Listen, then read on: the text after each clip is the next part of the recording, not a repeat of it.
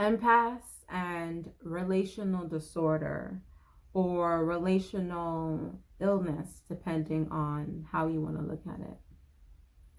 This is somewhat connected to intergenerational, multi-generational trauma. We understand that at times, a person who was traumatized then could be a 51-year-old adult, but then when triggered, could enact from their wounded child who had a trauma at probably 7, 15, whatever the age is. And then they enact from that age, even though they're the adult in the present day. And so no matter what a person might know as an adult on how to properly communicate, they may not have ever learned how to do that. And as such, they have brought the broken pieces of their experience into the relationship and then are enacting from that place. So, as you know, there are these terms and these labels that are popping up that are to encapsulate what experiences have been occurring for certain periods of time that have not been addressed until now. And so here are these terms and here are these explanations. If you and your spouse seem to coexist in a state of constant conflict with a marital relationship that's sinking faster than a capsized ship, you or your therapist could someday attach a formal diagnosis to your domestic dissension. The American Psychiatric Association and the National Institute of Mental Health and other agencies have raised the possibility that a new diagnosis called relational disorders might someday describe our spousal squabbling. The proposed new diagnosis defines a relational disorder as persistent and painful patterns and feelings, behaviors and perceptions among two or more people in an important personal relationship, such as a husband and wife or parent and children. And this is where I'll bring up gaslighting. And as I said, in my opinion, racism is society's integral gaslight. And that is a term that I feel very comfortable using, because if you know that the term has come from one of those Hollywood movies, and you understand the psychological programming that comes in television and comes in movies, and you understand that they're always telling the truth, and you understand that that was not just a story, that is actually how society is run by gaslighting. And I insert this here to relational disorders, because in that movie, you had a husband and a wife, and the husband at every turn would gaslight the wife by lying to her when she would make mention of things she was noticing happening around the home. And he would tell her that she was imagining these things were not in fact happening, and tell other people around her how crazy she was and the things that she was doing when she wasn't doing anything other than observing what the husband was enacting in the house, playing with the lights, playing with appliances, and so on and so forth. Clearly, that is a relational disorder, a relational illness that has manifested. Codependency, if the woman chooses to stay, or the man that chooses to stay in such a relationship. The proposed new diagnosis defines a relational disorder as persistent and painful patterns of feelings and behaviors. According to psychiatrist Dara Rieger, some psychiatrists and other therapists involved in couples and marital counseling have recommended that a new diagnosis be considered for possible incorporation into the professional Bible of mental illness. It's like that. We are trying to determine if there is enough evidence and support for the diagnosis. Right now, it is just a condition that is a reason for clinical contact, as opposed to a disorder defined by explicit criteria. A listing in the DSM would provide mental health professionals with well-defined guidelines for diagnosing a relational disorder, which would allow psychiatrists and other therapists to clearly identify cases needing treatment, says psychiatrist Michael First, MD. By including the diagnosis in the next DSM and formally labeling it as a disorder, it would basically give it more prominence. The interest in pursuing more research and giving more attention to relational disorders is not confined only to psychiatrists. Many family psychologists have been working on this for years and have been making the argument that certain kinds of family relationships characterized by particular patterns of interactions tend to be destructive of the mental health of the individuals within the family.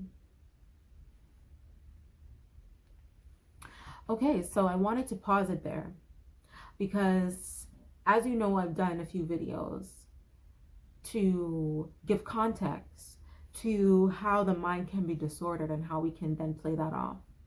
And quickly, I will reiterate some of those points. One of them was the video about gollywogs and dolls. And as I said, that video was inspired by Jazzy's Dollhouse. One of the episodes, I think it was the third one, of Married to Medicine LA.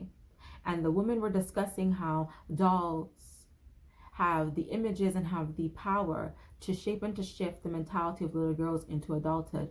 And one or a few of the mothers gave examples of their daughters in relation to how the daughter's esteem of self was affected by those images. So then again, we have other aspects of certain things that are in the media that are propagated and are constantly forced for us to witness and bear as consumers, for us to take within. And as such, then we entertain them and we embody them and we absorb them and we take them within our relationships. You might notice that some people that you've known all of your lives, we know that people are ever changing. We are infinite. We are not to stagnate and remain the same. The caterpillar into the butterfly. So we understand that, yes, we might be influenced by certain things as we grow and develop. However, what is intrinsic to one's nature, when we're talking in terms of culture, there isn't much of a shift that should be deviated from your person. Because what happens when you start to allow yourself to shift outside of your nature, then you cease to be who you came to be, and then you will start to enact certain mental disorders. The fact that we grow up in a Caribbean, African, Black, African American context, and we're coming from multi-generational, intergenerational traumas, things that are unhealed, things that are unresolved, things that are unacknowledged, and yes, we enact them. And then you have children that grow into adults who don't feel comfortable asking certain questions, having certain conversations with the parents that raised them, with the siblings that they were raised with. However, they might come around at the dinner table. And if they do so every night, or if they do so around the special occasions or the holidays, then the conversation's at the surface and nothing is being dealt with at the depths.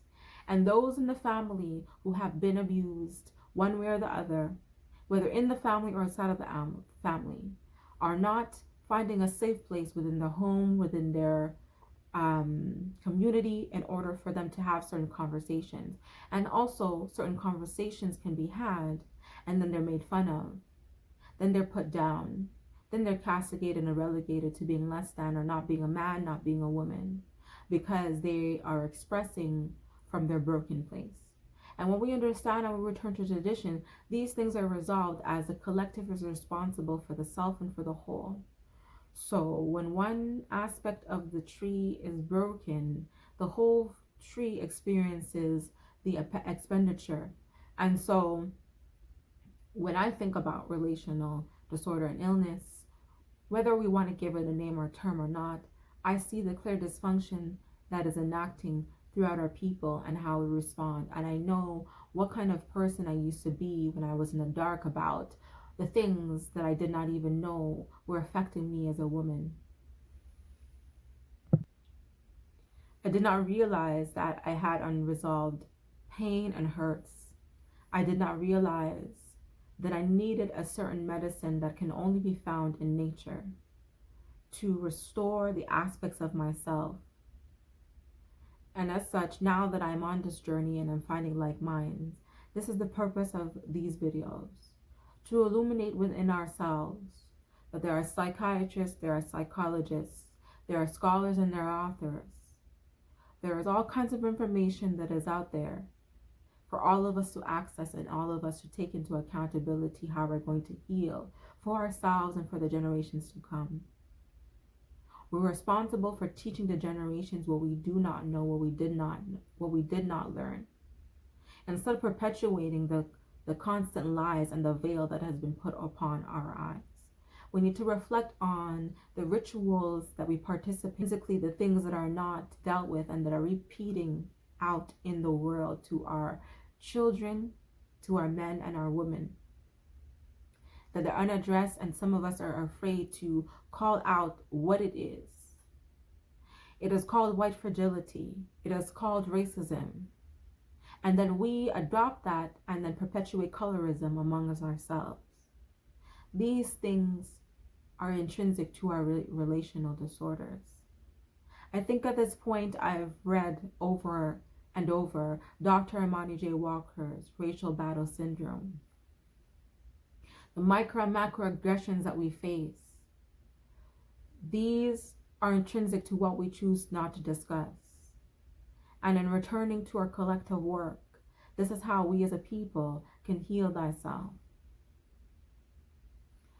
And so, if there's anything that I said that resounds for you, like, share, comment, subscribe, click the notification bell, as they say. And remember, powerful beings, embrace your nature. It has the roots to heal you.